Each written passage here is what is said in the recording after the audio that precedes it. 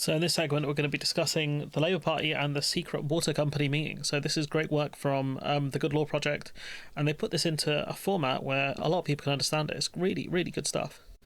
You'll want to hear this one. Off the record meetings? Check. Billions of pounds in profit? Check. Rivers still full of shit? Check. Yeah, true facts.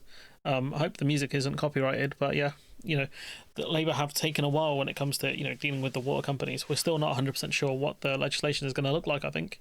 We've discovered that over the past few months, Environment Secretary Steve Reed has held a series of meetings with water company bosses. And nobody's taking minutes. See, when that happened under the Tories, people called that out. It should rightfully be called out under Labour, especially when they've taken certain specific people have taken donations from companies linked to private water companies. And beyond this, the government, the Labour Party, have used analysis from the water companies as to why they shouldn't be nationalised, even though these are natural monopolies. There's no competition in the water industry, when it comes to running tap water. So nobody knows what they were talking about. I want to thank the water companies for working with me. Before the election, Labour talked pretty tough about cleaning up the Tory sewage scandal. After the election, well, not so much. Kind of stinks, doesn't it? Yeah, I'd say so.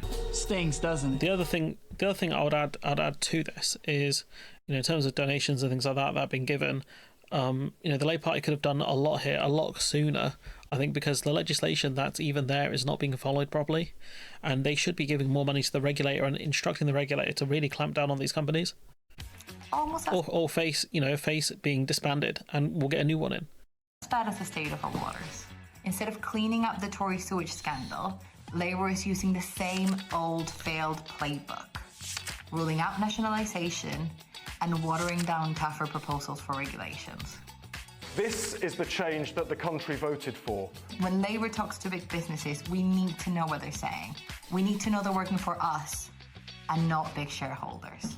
I do find their links with these water companies very odious. This is a source of national shame for this country. When you have triathletes essentially, or rowers, not being able to compete properly because they get sick, because the water is making them ill. The waterways are so bad. It was affecting France in the summer. Our polluted water was making its way all the way to France, and the French were complaining about it, and rightfully so. It could also affect Ireland, depending on which side the polluted water is. I think it's mostly on the southeast, I want to say.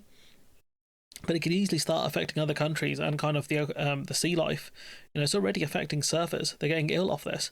So I would like to see the Good Law Project continue to do good work on this, honestly. And the fact that they're having these secret meetings is it's an abomination. It's an abomination. Like, this should not be happening under any government. And I thought Labour were meant to be the good guys. And I thought people were going to hold them to account. Clearly, there's not many doing that. The ones who put them in power are covering the Tories more than they're covering Labour. It's nuts, in my opinion. But anyways, I'm going to leave it there. Shout out to the Good Law Project.